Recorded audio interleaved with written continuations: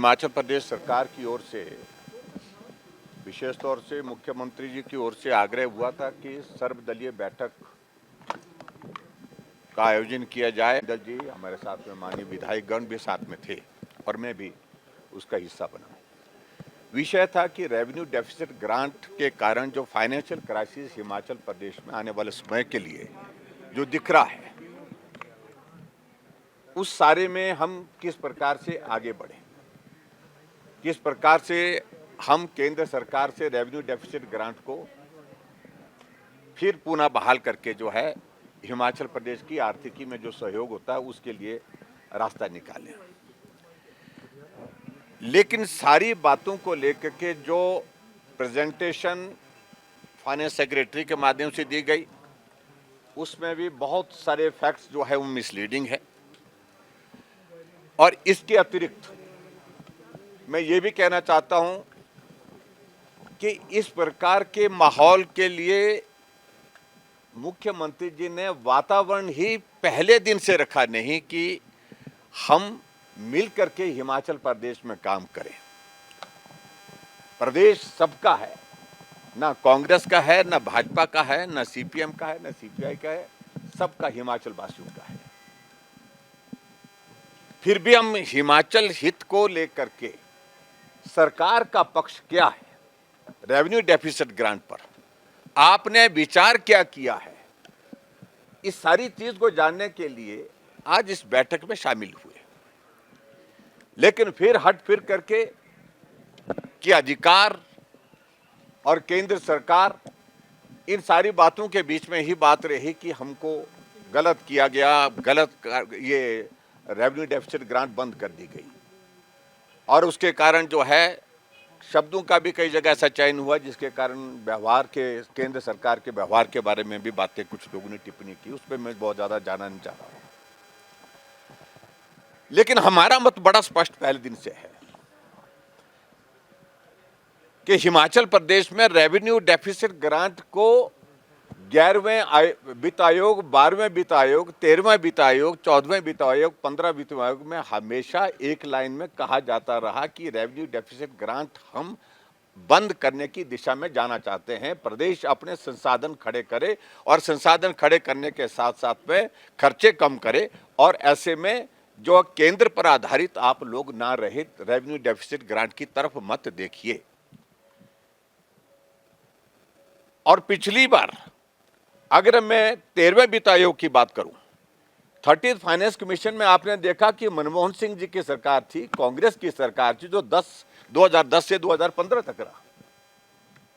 सीधा revenue deficit grant जो है वो कई हजार कम करके जो है 7,800 पर रह गई थी। उस वक्त भी हिमाचल प्रदेश में आर्थिक संकट था, लेकिन ऐसा रोना धोना नहीं हुआ जो वर्तमान में जो आरोप प्रत्यारोप लगाने की कोशिश हो रही है सरकार की ओर से। तैयारी की गई सारी सिचुएशन को हैंडल करने के लिए, और सिचुएशन के दौर में से हिमाचल आगे बढ़ा। 14th फाइनेंस कमीशन में 40,000 करोड़ रुपए हिमाचल प्रदेश को मिला। कौन थे उस वक्त केंद्र में सरकार में?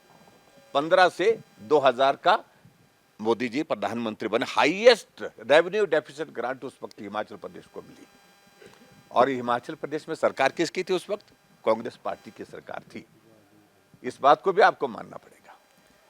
और उसके बाद 15th फाइनेंस कमीशन में जब मैं मुख्यमंत्री था 2020 से 2025 के लिए जो फाइनेंस कमीशन बैठा, उस वक्त रेवेन्यू डेफिसिट ग्रांट के लिए यहीं पीटर हॉफ में जब प्रेजेंटेशन दी तो बिग नो कहा चेयरमैन फाइनेंस कमीशन ने कि नहीं होगा, बहुत मुश्किल है। लेकिन हम सब लोगों ने तर्क रखा, कोविड का दौर है और कोविड के दौर में हमें संकट है, हमें मदद चाहिए इस वक्त। और पूरे देश भर में उन्होंने कहा कि कोविड हिमाचल प्रदेश में नहीं है, पूरे देश भर में कोविड है, देश की आर्थिकी भी कमजोर हुई है। लेकिन उसके बावजूद तर्क के साथ बात रखी और उसमें हमको रेवेन्यू डेफिसिट ग्रांट जो है अच्छा मिला, 37,200 करोड़ रुपीज, 37,200 करोड़ रुपीज का मिला। और वो पूरे देश भर में वन ऑफ द हाईएस्ट इसमें रेवेन्यू डेफिसिट ग्रांट की इसमें आया था उस वक्त। लेकिन एक बात उन्होंने कही कि आपकी बात, हमने कहा था एक ही बात को एक झटके में मत करो खत्म आप, एक झटके में खत्म मत करिए। और ऐसे में फाइनेंस कमीशन ने उस वक्त किया कि हम इसको टेपर डाउन करते हैं। उन्होंने टेपर के रेवेन्यू डेफिसिट ग्रांट की ओर से बड़ा क्लियर कट एक इंडिकेशन था फाइनेंस कमीशन का कि आने वाले समय में रेवेन्यू डेफिसिट ग्रांट जो है बंद करने की दिशा में केंद्र मन बना रहा है। तो क्या प्रदेश के अधिकारियों को मालूम नहीं था कि रेवेन्यू डेफिसिट ग्रांट जो है वो टेपर डाउन कर दी गई है और बंद करने के लिए हमेशा कहा जा रहा है, हर फाइनेंस कमीशन के इसमें रिकमेंडेशन में कहा जा रहा है, ऐसी सूरत में प्रेपरेशन करनी चाहिए। आप सरकार में बने, पहले दिन आपने सरकार बनने के बाद हमारे भारतीय जनता पार्टी के सरकार के जो डेवलपमेंट के इंस्टीट्यूशन थे वो बंद कर दिए। आज तक 2000 संस्थान हिमाचल प्रदेश में बंद कर दिए हैं। हिमाचल प्रदेश में जो हमारी स्कीम्स थी, उन स्कीम्स को आपने एक एक को जो है स्टार्व किया, उनको एक एक को बंद किया है और अपनी योजनाओं के लिए आप पैसे खर्चने के लिए आगे बढ़ रहे हैं। ऐसे में कुल मिलाकर के ये पॉलिटिकल कंजम्पशन के लिए ही सारी चीजें की जा रही है। रास्ता अब जो है ठीकरा फोड़ने के लिए क्या निकाला जाए ताकि भाजपा के सिर पर ठीकरा फोड़ा जा सके। मैं सब तो नहीं, मैं आपको बता रहा हूं एक बात को लेकर के। और ऐसे में जो कुल मिलाकर के अपना पक्ष हमने रखा कि आपका एजेंडा क्या है, आप चाहते क्या है, क्लैरिटी इनको नहीं आ रही है कि करना क्या। अधिकारी जो प्रेजेंटेशन दे रहे हैं और मुख्यमंत्री उनकी ही प्रेजेंटेशन को कॉन्ट्राडिक्ट कर रहे हैं। फैक्चुअल पोजीशन क्या है? आपके प्लानिंग की बैठक में भी के बाद जो एक बैठक रखी थी जिसमें विधायक बुलाए थे, कुछ पॉलिटिकल कुछ ये और भी बुलाए थे, कुछ शायद जर्नलिस्ट बुलाए थे शायद मेकल में 8 तारीख को। हाँ, तो उस दिन भी यही हुआ। जो प्रेजेंटेशन अधिकारी ने दिए, फाइनेंस सेक्रेटरी ने दिए, उसको कॉन्ट्राडिक्ट मुख्यमंत्री जी करते हैं। बाद में कहते हैं कि नहीं देखिए वो तो उन्होंने कहा, लेकिन हम तो पॉलिटिकल डिसीजन आखिरकार जो है वो मुख्यमंत्री करता है, फाइनेंस मिनिस्टर करता है, गवर्नमेंट करती है। और कल भी कैबिनेट की बैठक में प्रेजेंटेशन होने के बाद फिर बाद में जब पूछा गया तो फिर यही कहा मंत्री महोदय जी ने, जो पार्लियामेंट्री अफेयर मिनिस्टर, उन्होंने कहा कि नहीं, अधिकारी पक्ष रखते हैं, अपनी बात रखते हैं, लेकिन फैसला सरकार लेती है। आप फैसला करें, आप तय करो क्या करना है।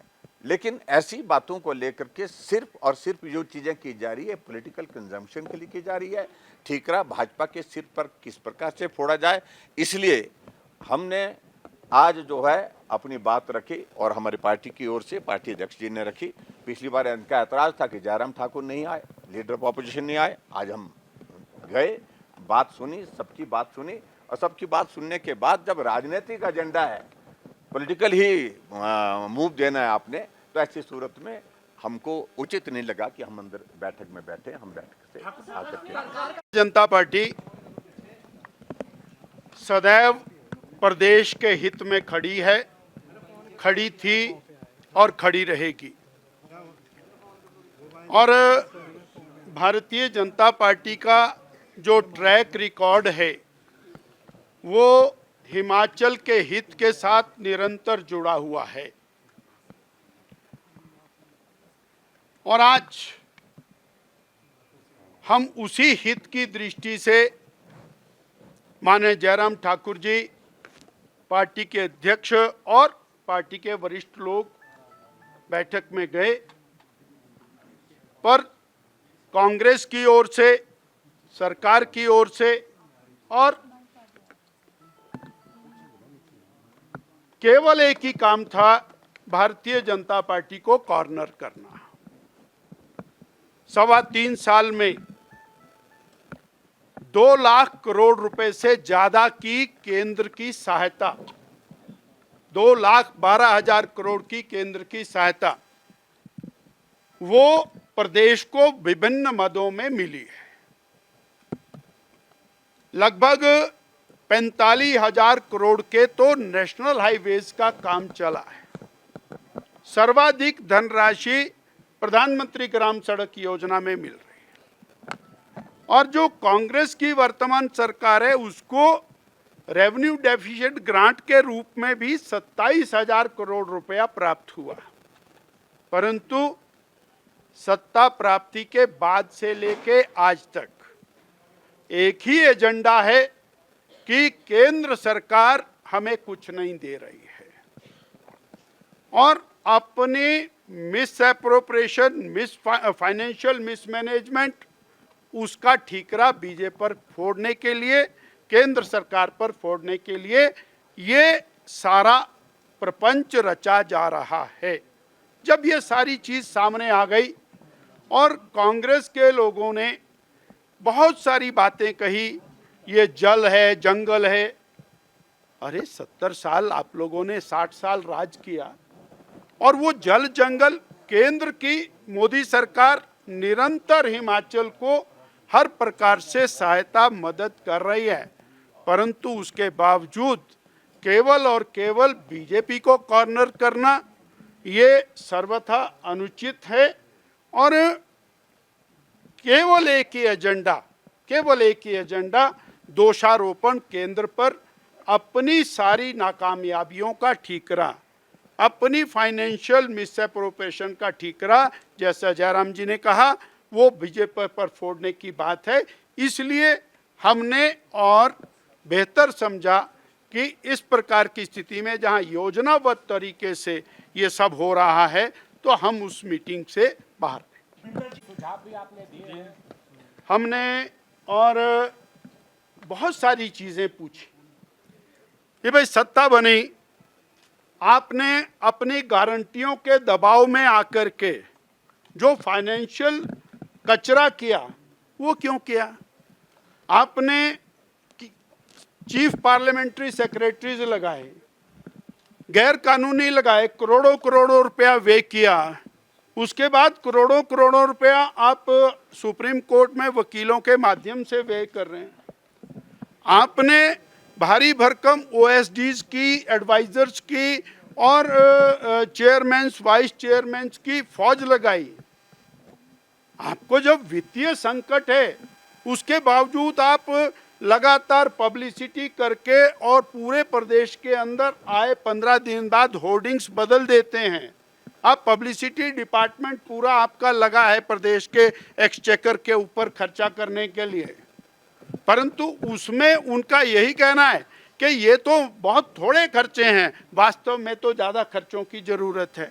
तो जब वो मितव्ययता करने के लिए तैयार नहीं है तो प्रदेश हित के बारे में चिंता नहीं, केवल राजनीति की चिंता है और वो राजनीतिक दृष्टि से इस सारे मामले को उठा रहे हैं।